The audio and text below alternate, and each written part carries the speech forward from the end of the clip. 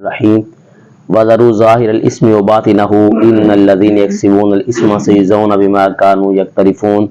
آمنت باللہ صدق اللہ العظیم ان اللہ وملائکتہ یصلون علی النبی یا ایھا الذین آمنوا صلوا علیہ وسلموا تسلیما الصلاۃ والسلام علیک سیدی یا رسول اللہ الصلاۃ والسلام علیک سیدی یا حبیب اللہ۔ آج کا عنوان ہے ظاہری اور باطنی گناہ چھوڑنے کا حکم۔ اللہ خالق کائنات نے قرآن مجید فرقان حمید میں ارشاد فرمایا کہ وَذَرُوا ظَاهِرَ الْإِثْمِ وَبَاطِنَهُ، جو تمہارے ظاہری اور باطنی گناہ ہیں انہیں چھوڑ دو۔ إِنَّ الَّذِينَ يَكْسِبُونَ الْإِثْمَ، بے شک وہ لوگ جو گناہ کماتے ہیں، سَيُجْزَوْنَ، ان قریب ہم انہیں پورا بدلہ دیں گے، بِمَا كَانُوا يَقْتَرِفُونَ، جو وہ کرتوت کرتے ہیں، جو وہ گناہ کا کام کرتے ہیں۔ اب اس کی تفسیر میں دو اقوال ہیں۔ پہلا قول یہ ہے کہ ظاہری گناہ سے مراد وہ ہیں جو بندہ اعلانیہ گناہ کرتا ہے، بندوں کے اندر کرتا ہے، مجلس میں کرتا ہے، اور باطنی گناہ سے مراد وہ گناہ ہیں جو بندہ چھپ کے کرتا ہے۔ جبکہ دوسرے قول کے مطابق دوسری تفسیر وہ یہ ہے کہ ظاہری گناہ سے مراد ہیں جو جسمانی گناہ ہیں، یعنی زبان کے ساتھ جھوٹ بولنا ہے یا برائی کی جانب چل کے جانا ہے، اور باطنی گناہ سے مراد ہیں جو دل کے گناہ ہیں، جیسے حسد، یہ کسی کو نظر تو نہیں آتا نا لیکن ہے دل کے اندر، بغض، کینہ، نفرت، یہ باطنی گناہ ہیں۔ تو جو بھی اس سے تعریف مراد لی جائے، اللہ خالق کائنات نے مطلق حکم دیا کہ ظاہری اور باطنی گناہ جو ہے نا وہ چھوڑ دو۔ نہیں چھوڑو گے کیا ہوگا؟ ان الذین یکسبون الاسم،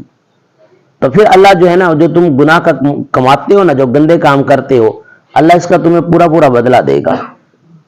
اب بندے کے ذہن میں اگر یہ ہو کہ اللہ تو معاف کرنے والا ہے، میرے جتنے بھی گناہ ہیں اس میں شک نہیں ہے، اللہ غفور رحیم ہے، اس میں کوئی شک نہیں، لیکن علامہ اسماعیل حقی رحمۃ اللہ تعالی آپ فرماتے ہیں جو بندہ یہ گمان کرتا ہے نا کہ اللہ معاف کر دے گا، کہا اس کو یہ سوچنا چاہیے، اس کے ذہن میں یہ ہو نا کہ میں ایمان والا ہوں، اللہ مجھے معاف کر دے گا، تو علامہ اسماعیل حقی رحمۃ اللہ تعالی فرماتے ہیں بندے کو یہ سوچنا چاہیے کہ یہ بات بھی اللہ کی مشیت کے مطابق، یعنی اللہ کی مرضی ہے، وہ چاہے تو معاف کر دے، نہ چاہے تو نہ معاف کرے، بندے کو کوئی زور تو نہیں ہے۔ اور امام محمد غزالی رحمۃ اللہ تعالی احیاء العلوم کے اندر آپ بیان فرماتے ہیں جس بندے کا یہ گمان ہو کہ میرے گناہ تو ہیں لیکن میں مومن ہوں، اللہ مجھے معاف کر دے گا، تو فرمایا اس سے یہ بات ذہن نشین رکھنی چاہیے، یا تو توبہ کر لے، توبہ کرے گا تو پھر اللہ خالق کائنات اسے معاف کر دے گا، لیکن اگر وہ توبہ نہیں کرتا، صرف اسی بات پہ گمان کرتا ہے کہ میں مومن ہوں، میں ایمان والا ہوں، تو کہا سنو، جو اس کا ایمان والا درخت ہے نا، جب یہ اسے عبادت کا پانی نہیں لگائے گا تو جب اس کا وقت نزاع آئے گا، موت کا وقت آئے گا، تو ہو سکتا ہے اس کا یہ عبادت والا درخت ہی گر جائے، یہ کمزور ہو جائے، جب کمزور ہوگا تو جب موت کا جھٹکا لگے گا نا تو یہ درخت ہی گر جائے، جب یہ درخت ہی گر جائے گا تو اب کدھر گیا اس کا ایمان؟ جو درخت تھا نا جب وہی گر گیا، کیونکہ اس درخت کو عبادت کا پانی تو دیا نہیں، خوف خدا کا پانی تو اس درخت کو دیا نہیں۔ تو آپ فرماتے ہیں یہ مت سوچنا کہ چلیے کوئی بات نہیں ہم مومن تو ہیں نا، کہا اگر اس نیت سے بندہ گناہ کرے گا نا کہ میں مومن ہوں اور اللہ مجھے معاف کر دے گا، تو وہ بندہ بہت بڑے دھوکے کے اندر ہے، بہت بڑے دھوکے کے اندر۔ اللہ غفور رحیم، اس میں کوئی شک نہیں ہے، لیکن پھر اللہ خالق کائنات نے بتایا تو ہے نا، یہ قرآن کی آیت ہے وَذَرُوا ظَاهِرَ الْإِثْمِ، کہ گناہ چھوڑ دو، نہیں چھوڑو گے تو کیا ہوگا؟ سَيُجْزَوْنَ بِمَا كَانُوا يَقْتَرِفُونَ، جو تم کماتے ہو اس کا تمہیں بدلہ ضرور دینا پڑے گا، اللہ تمہیں پورا پورا دے گا، اس کا بدلہ پورا پورا اجر دے گا۔ کسی نے گناہ کیا تو اسے اجر پورا ملے گا، نیکی کی ہے تو اس کا اجر پورا ملے گا، بدلہ یعنی گناہ کا بدلہ پورا ملے گا اور نیکی کا اجر جو ہے وہ پورا ملے گا۔ تو امام محمد غزالی رحمۃ اللہ تعالی آپ کے نزدیک یہ بات ہے، آپ فرماتے ہیں کہ بندے کو جو ہے نا یہ بات ذہن نشین رکھنی چاہیے، اور پھر آپ ایک مثال دیتے ہیں، فرماتے جو بندہ یہ گمان کرتا نا کہ مومن ہوں، کوئی بات نہیں میرے گناہ جو ہے نا بس اللہ نے معاف کر دینے، کہا اس کی مثال نا اس بندے جیسی ہے جس بندے نے اپنا سارا مال و اسباب جو ہے نا وہ لوٹا جو ہے نا وہ ضائع کر دیا ہو سارا، اب وہ صحرا میں بیابان میں ہو اور بیوی بچے اس کے بھوکے بیٹھے ہوں، اب یہ بندہ صحرا میں یہ امید لگا کے بیٹھا ہو کہ ابھی یہاں سے خزانہ نکل آئے گا، ابھی خزانہ نکل آئے گا، جبکہ وہاں سے تو خزانہ نہیں نکلے گا۔ فرماتے یا پھر اس کی مثال اس بندے جیسی ہے کہ جس شہر میں بندہ رہتا ہو وہاں پہ چور آ جائیں، ڈاکو آ جائیں، وہ پورے شہر کا مال جو ہے نا وہ لوٹ لے۔ اب جس بندے کے پاس مال تھا یہ اپنا مال چھپائے بھی نہ، ظاہر سی بات ہے نا، جب مال جانے کا خطرہ ہو تو مال کو چھپانا فرض ہو جاتا ہے، تو یہ اپنا مال نہ چھپائے، مال اس کا ظاہر ہو۔ اب اس کے ذہن میں یہ بات ہو جیسے ہی ڈاکو میرے گھر میں آئیں گے ڈاکو مر جائیں گے، اللہ انہیں موت دے دے گا، پتہ تب چلے جب سارا مال لے کے چلے جائیں۔ امام محمد غزالی رحمۃ اللہ تعالیٰ فرماتے ہیں بندے کی مثال بھی یہی ہے، اگر وہ یہ گمان کرتے نا کہ میں مومن ہوں، بس مجھے کیا ضرورت ہے یہ نا میں معافی مانگوں، میں توبہ کروں، بس گناہ ہے اللہ معاف کر دے گا، کہا وہ بالکل اس کی مثال اس بندے جیسی ہے، تب پتہ چلے گا جب سارا کچھ ہاتھ سے چلا جائے گا۔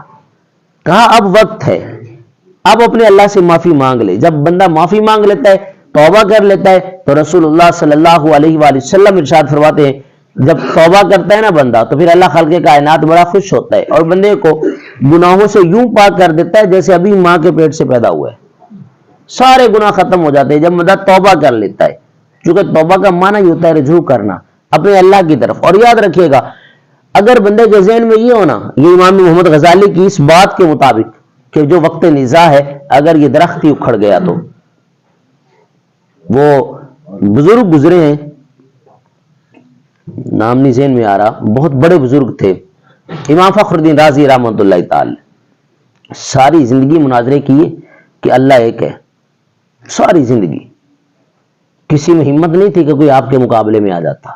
جیتتے تھے۔ اور یہ جو بندہ ہر مناظرہ جیتے اس کا مطلب بہت بڑے عالم تھے، لیکن جب وقت نزاع قریب آیا نا تو شیطان بھی آ گیا، وہ جس کے بارے میں میرا اللہ فرماتا ہے ان الشیطان للانسان عدو مبین، شیطان تمہارا بڑا دشمن ہے، کھلا دشمن ہے، وہ بھی آ گیا، کہنے لگا راضی ساری زندگی مناظرے کیے لوگوں سے، دہریوں سے کہ اللہ ایک ہے، اب مجھے بتاؤ اللہ ایک ہے؟ امام فخر الدین رازی فرماتے ہیں ہاں اللہ ایک ہے۔ اس نے کہا کوئی دلیل تو دو۔ امام فخر الدین رازی نے ایک دلیل دی، شیطان نے رد کر دی، اور دوسری دلیل دی، شیطان نے رد کر دی۔ ہم اپنے ذرا اپنے گریبان میں جھانکیں، ہمیں کتنے دلائل آتے ہیں اللہ کے ایک ہونے پہ؟ کوئی دہری ہم سے پوچھ لینا کہ اللہ کو ایک مانتے ہو ذرا اس پہ دلیل تو دو، تو ہمارے پاس دلائل نہیں ہے، ہم تو خاموش ہو جائیں گے کہ کہاں سے دلائل دیں۔ امام فخر الدین رازی رحمۃ اللہ تعالی نے 360 دلائل دیے کہ اللہ ایک ہے، شیطان ساروں کو رد کرتا گیا۔ اب اتنا بڑا امام، اتنا بڑا مناظر، پسینہ آ گیا کہ وقت نزاع بھی قریب ہے، آخری وقت، اور یہ بڑا سخت وقت ہوتا ہے۔ اب کیا کروں؟ اگر اس کے سوالوں کے جواب نہ دیے تو بڑا مسئلہ بن جائے گا، آخری وقت ہے، کہیں یہ نہ ہو کہ حضور علیہ السلام کے اس فرمان کے مطابق انما الاعمال بالخواتیم، اعمال کا دارمدار خاتموں پر ہے، کہیں میرا خاتمہ ہی اچھا نہ ہوا تو میری تو زندگی گئی ساری کی ساری۔ تو پسینہ آیا نا، تو آپ کے پیر و مرشد پیر نجم الدین کبرا رحمت اللہ تعالی وضو فرما رہے تھے، کامل پیر ہونا تو پھر مرید کی ہر حالت سے باخبر رہتا ہے، شرط یہ ہے کہ پیر کامل ہو۔ جب یہ دیکھا نا کہ مرید پریشانی میں ہے، گھبرا رہا ہے، تو آپ وضو فرما رہے تھے، پانی کے چھینٹے مارے، فرمایا کیا دے؟ بغیر دلیل کے اللہ کو ایک مانتا ہوں، کوئی دلیل نہیں، اللہ کو ایک مانتا ہوں بغیر کسی دلیل کے۔ اور جب امام فخر الدین رازی کے چہرے پہ ٹھنڈے پانی کے چھینٹے پڑے نا تو کچھ ہوش میں آئے، اور وہ آواز کانوں میں پڑی اپنے پیر و مرشد کی، تو شیطان سے کہو شیطان سن، میں اللہ کو بغیر دلیل کے ایک مانتا ہوں۔ اب شیطان نے پھر اپنا داؤ چلا، کہنے لگا آج تجھے تیرے مرشد نے بچا لیا۔ یہ وہ داؤ تھا، اگر امام راضی بھی یہ سوچ لیتے نا تو پھر بھی وہ شیطان نے کامیاب ہو جانا تھا۔ آپ نے فرمایا لا حول ولا قوت، مجھے میرے مرشد نے نہیں، میرے اللہ نے بچا لیا۔ تو یہ آخری وقت تک، اب یہی وہ شیطان ہے جو اس درخت کو جو ہے نا وہ ایمان کے درخت کو گرانے کی کوشش کرتا ہے۔ اگر یہ درخت ہوگا مضبوط تو شیطان نہیں گرا سکے گا، اور اگر یہ درخت جو ہے یہ مضبوط نہ ہوا، یہ کمزور ہوا نا، اسی غلط فہمی میں کہ میں ایمان والا ہوں، بس مجھے کیا ضرورت ہے نمازیں پڑھنے کی، مجھے کیا ضرورت ہے جو نا وہ نیکیاں کرتا پھرو، بس ایمان والا ہوں نا، اللہ مجھے معاف کر دے گا، تو اس میں شک نہیں، اللہ یقیناً معاف کرنے والا ہے۔ لیکن اگر یہ تصور ہی بنا لے، بلکہ علماء نے یہاں تک لکھا ہے کہ اگر بندہ اس نیت سے گناہ کرے نا کہ کوئی بات نہیں میں توبہ کر لوں گا، تو کہا وہ کفر کر رہا ہے۔ ایک ہے گناہ ہو جانا، سرزد ہو جاتا ہے گناہ بندے سے، معافی مانگ لے، اللہ معاف کرنے والا ہے۔ کہ گناہ کرنا اس نیت سے چل کوئی بات نہیں، معافی مانگ لوں گا، کہا یہ کفر کے درجے تک بندے کو پہنچا دیتا ہے۔ تو آج کا یہ درس قرآن ہمیں یہی سبق دیتا ہے کہ ہر طرح کا گناہ چھوڑ دو، وہ گناہ چاہے ظاہری ہو چاہے باطنی ہو، یعنی اپنے ظاہر کو بھی پاک کر لو اور اپنے باطن کو بھی پاک کر لو، اندر سے بھی پاک صاف ہو جاؤ۔ اگر دل کے اندر بغض رکھا ہوا ہے، حسد رکھا ہوا ہے، کینہ رکھا ہوا ہے، نفرت رکھی ہوئی ہے، اسے ختم کر دو، دل کو پاک کر دو۔ جب دل پاک ہوگا تو پھر وہ دل کا اثر تمہارے ظاہر پہ بھی آئے گا، اور پھر جو ہے نا وہ تمہاری زندگی اس طریقے کے مطابق چلے گی جیسے اللہ اور اللہ کا رسول چاہتا ہے۔ اور اگر نہ کیا تو پھر جو ہے نا وہ اللہ تمہیں پورا پورا بدلہ دے گا، وہ پھر چاہے نیکی ہو یا پھر گناہ ہو۔ اللہ خالق کائنات کی بارگاہ میں دعا ہے کہ اللہ خالق کائنات ہماری حاضری کو اپنی بارگاہ میں قبول فرمائے۔ یہ ایک مسئلہ کل پوچھا گیا، میں تھوڑی سی اس کی وضاحت کر دوں۔ صبح سحری کا وقت ٹائم تھوڑا ہو